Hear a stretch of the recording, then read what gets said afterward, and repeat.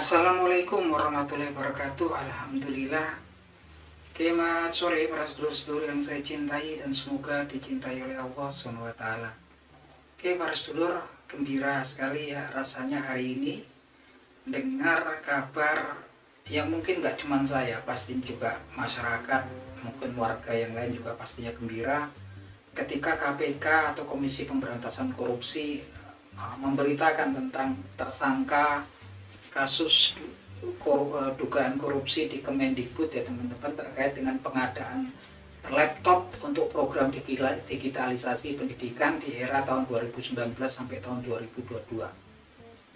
Nah ini teman-teman, kenapa kemudian saya bilang gembira, karena ini kasus yang sangat besar yang betul-betul merugikan keuangan negara luar biasa, karena memang kemudian KPK juga menjelaskan di sini kerugian negara dari kasus korupsi pengadaan laptop di program digitalisasi di Kemendikbud ini, kerugian negaranya ditaksir sampai 1.980 miliar gitu kan, nyaris 2 triliun gitu kan.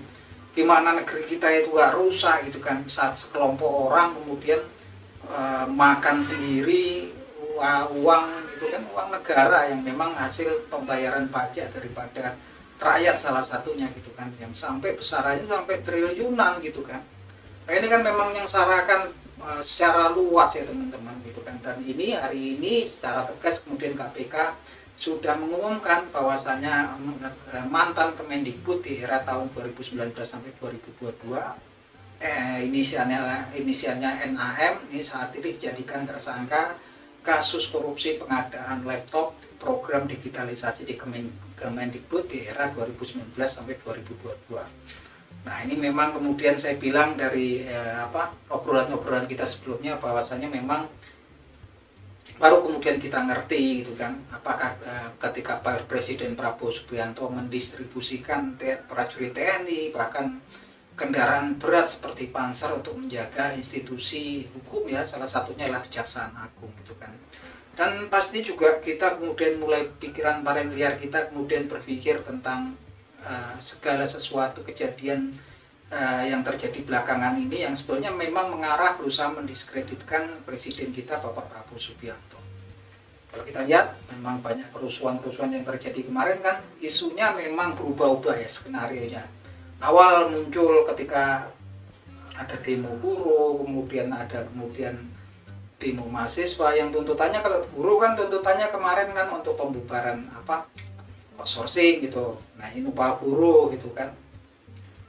Mahasiswa tuntutannya jelas untuk menggugurkan undang-undang perampasan aset salah satunya gitu kan.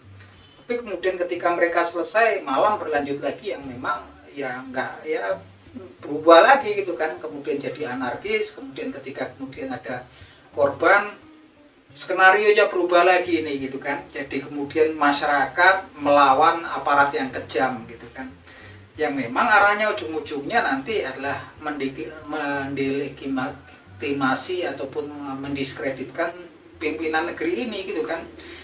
Memang nggak mampu untuk kemudian menjaga keamanan negeri gitu kan. Tapi memang mereka juga salah ketika kemudian Pak Prabowo Subianto ini kan memang bukan orang yang sembarangan. Beliau juga anaknya Pegawai Ekonomi Indonesia Profesor Sumitro Djayadikusumo. Beliau juga adalah seorang jenderal purnawirawan, mantan Danjen Kopassus, mantan Pangkostrat gitu kan. Artinya juga nggak bisa kalau kemudian orang-orang biasa kemudian menganggap bisa ngakali, bisa kemudian mengganggu pemerintahnya Pak Prabowo. Kalaupun diam pasti sudah berhitung ya gitu kan. Dan memang kemudian kita lihat memang nggak tahu benang merahnya di mana, tapi kemudian Pak Prabowo memang di eranya ini 10 bulan ke jalannya pemerintahnya Pak Prabowo ini memang saya udah apresiasi, saya tetap percaya dengan segala kekurangan dan kelebihannya Pak Prabowo yang jelas mulai terbersit kemudian harapan ketika kemudian Kejaksaan dulu kemudian mulai membongkar kasus staf-staf di Kemenkomdiki yang membackingi judi online gitu kan. Walaupun mungkin gembongnya juga belum terbongkar gitu kan, tapi memang udah dimulai itu kan.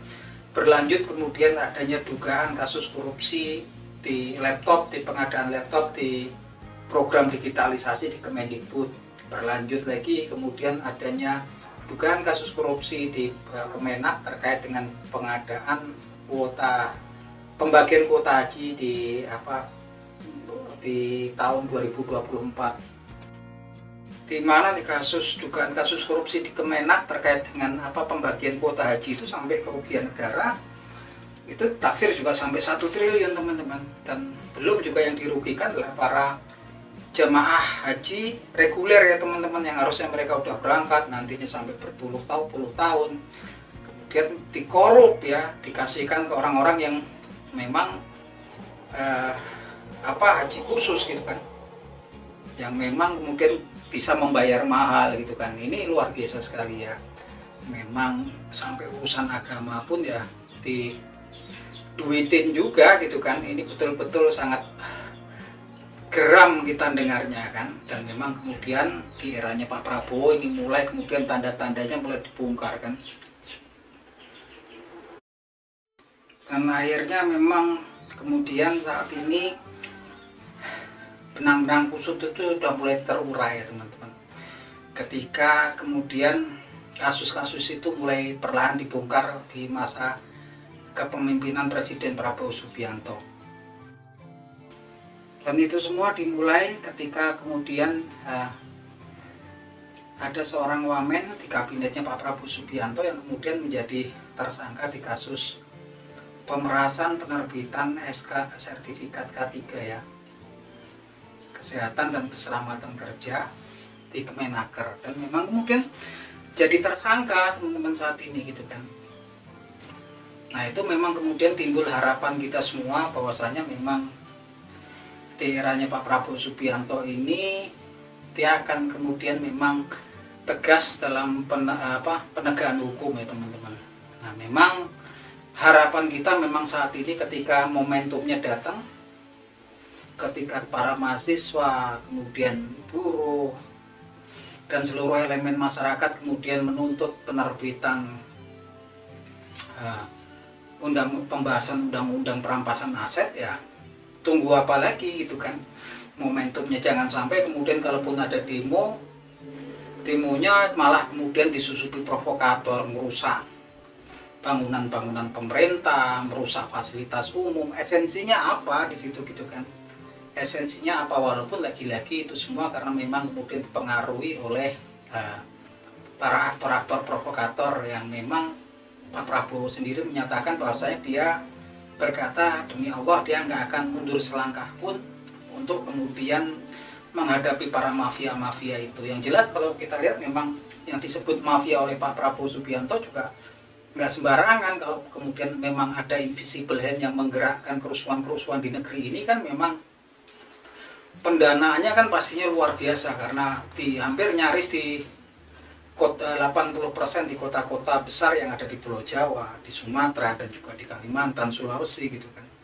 Artinya yang berusaha mendiskreditkan Pak Prabowo Subianto ini memang kemudian memang ya dia punya kekuatan amunisi keuangan yang besar gitu kan. Tapi memang kemudian kalau kita lihat memang trennya positif ya teman-teman. Kalau kemudian hari ini ada kasus besar, bayangin teman-teman, ini sekelompok orang ya menimbulkan kerugian negara sampai 1.980 miliar gitu kan.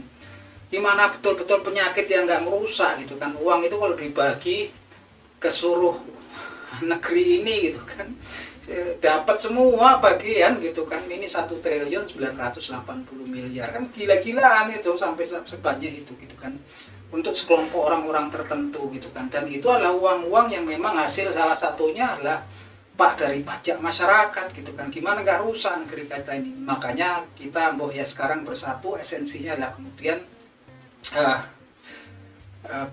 esensinya jangan sampai lepas ya. Ketika momentumnya datang saat ini, anggota DPR udah juga banyak yang kemudian mendukung ya. Salah satunya dari fraksi Demokrat kan sudah mendukung untuk pembahasan undang-undang perampasan aset, dan juga kita lihat dari DPRD Jawa Barat juga sudah mendukung untuk pembahasan undang-undang perampasan aset para koruptor. Toh yang dirampas nih koruptor gitu kan. Kalau kemudian ada yang bilang oh, nanti kasihan anak istrinya koruptor, mereka kasihan nggak sama warga negara Indonesia? Banyak loh yang kesulitan hidupnya gitu kan, banyak yang gelandang apanya yang tinggal di bawah kolong jembatan gitu. Mereka kasihan nggak sama warga yang seperti itu gitu kan. Mereka ini kan mereka juga kan orang-orang yang saya sebutkan tadi warga negara kita gitu kan. Dan kalau kemudian ada partai politik ataupun untuk wakil rakyat yang kemudian mempersulit, memperlambat daripada pembahasan undang-undang perampasan aset kepada koruptor, pikiran paling liar kita ya bertanya-tanya lah, wakil siapakah mereka? Karena satu ya, kata saya, prinsip saya, kalau ada tokoh, ada pun parpol ataupun wakil rakyat gitu kan, kalau ada yang paling takut daripada diterbitkannya undang-undang perampasan aset para koruptor ini, ya para koruptor itu sendiri gitu kan, ataupun mungkin wakil-wakil mereka gitu kan. Nah, makanya kita buka mata kita di era digital ini, jangan sampai kemudian lolos esensinya, karena momentum ini nggak akan terulang lagi atau sampai lewat. Sekarang Pak Prabowo udah dengan tekadnya kemudian untuk kemudian penegakan hukum udah jalan di KPK sama Kejaksaan. Begitupun selaku pimpinan eksekutif pemerintah, Pak Prabowo juga sudah mendukung untuk pembahasan undang-undang perampasan aset para koruptor. DPR nggak ada pilihan lagi gitu kan, ini tuntutan masyarakat gitu kan. Ya kita sebagai netizen ya bisanya kemudian cuma memberikan support lewat media sosial seperti ini.